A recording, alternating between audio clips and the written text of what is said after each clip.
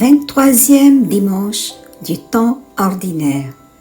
Chers frères et sœurs en Jésus-Christ, nous sommes très heureux d'avoir en ce jour du 6 septembre 2020 le révérend frère Satyam, le ministre provincial de Marie Reine de la Paix de la province de Madurai en Inde.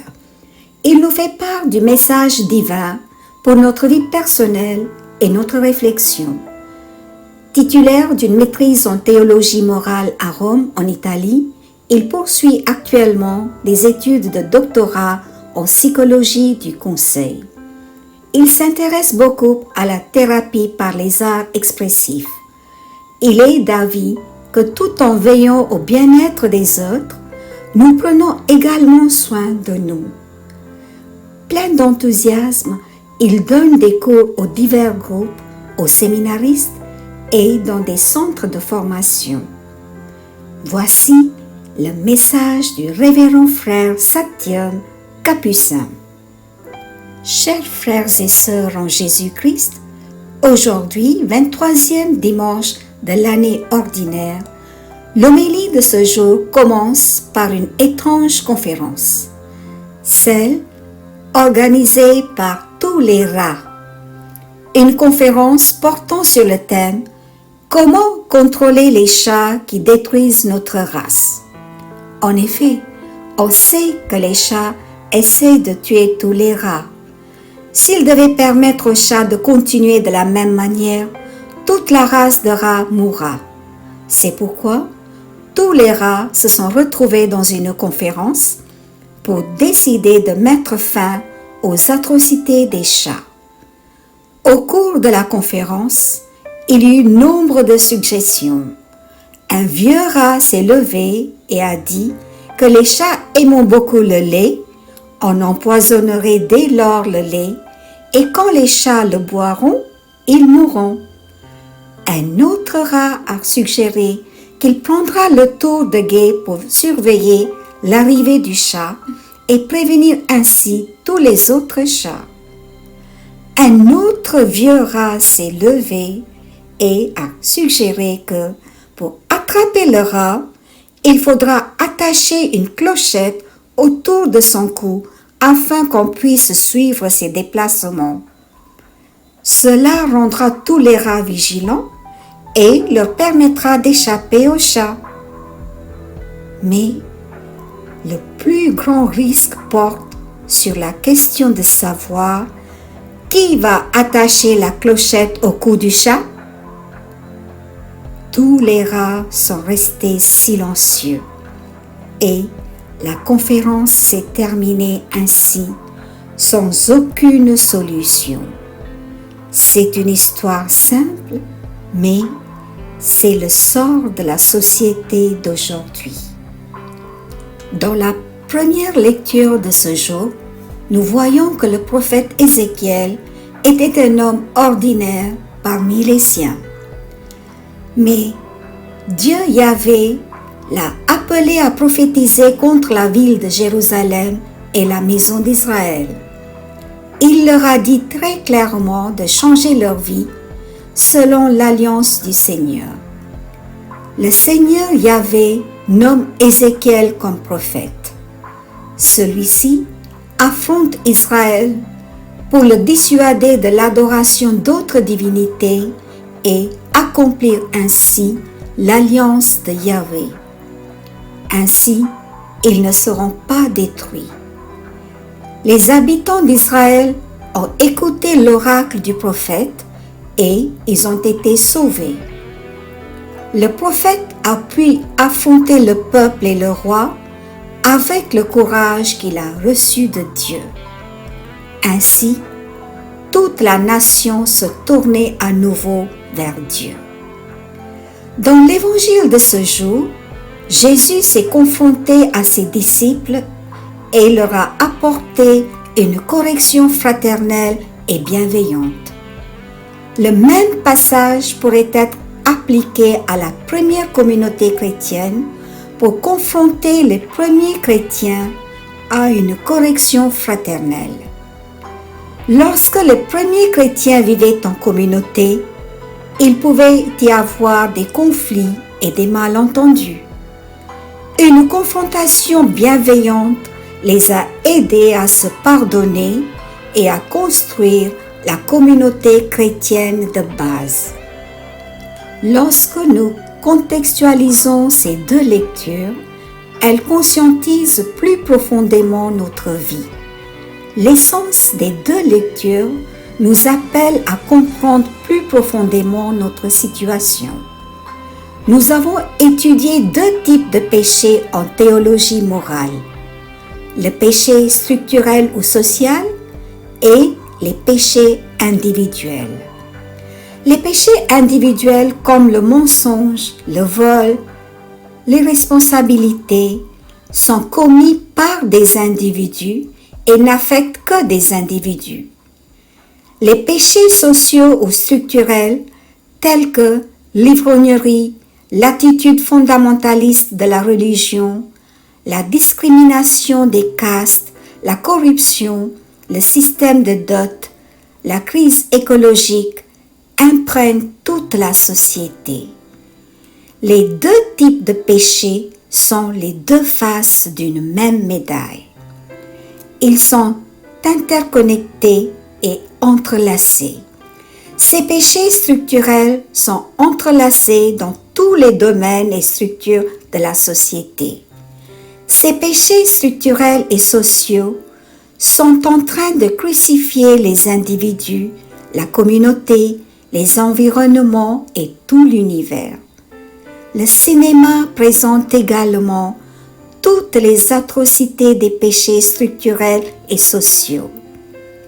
La génération actuelle ne se soucie pas de la génération future. Même la COVID-19 est le résultat de l'exploitation de l'environnement. Les péchés structurels partent des individus et renforcent les structures sociales pécheresses. Les péchés sociaux aident inconsciemment à pacifier l'individu qui se complaît dans le péché structurel. Nous sommes tous bien conscients des structures pécheresses qui corrodent la société. Mais qui va attacher la clochette autour du cou du chat? Quand la responsabilité est confiée, comme les rats de l'histoire, nous disparaissons tous de la scène. Notre conscience ne répond pas aux vrais défis. Nous sommes prêts à vendre nos votes, qui sont les droits fondamentaux de chaque citoyen, pour quelques milliers de roupies. Et à cause de notre ignorance, ce sont des centaines de milliers de roupies qui sont détournées par des politiciens malhonnêtes. Comme le prophète Ézéchiel, si nous voulons contrer les péchés individuels, les péchés structurels et sociaux, les corruptions politiques, nous devons prendre des décisions fortes et travailler avec beaucoup de courage et de force en nous joignant à tous les mouvements qui travaillent sans relâche pour le bien commun de la société.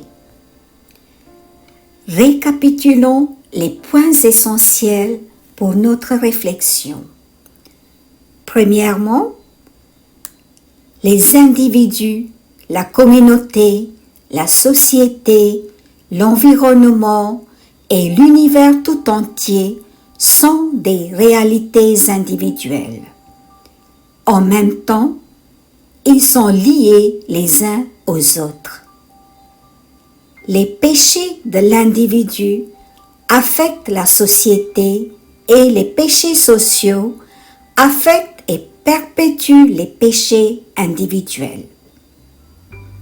Deuxièmement, les chefs religieux, politiques et sociaux devraient être les intendants et les bergers du peuple et de tout l'univers. Troisièmement, la transformation peut venir de la personne qui a de l'amour inconditionnel pour les gens et l'univers et le souci de la génération future. Seules ces personnes peuvent attacher la clochette autour du cou du chat, c'est-à-dire mettre la main sur l'individu qui perpétue les péchés sociaux et structurels. Comme Jésus notre Maître, nous devons être prêts même à être crucifiés.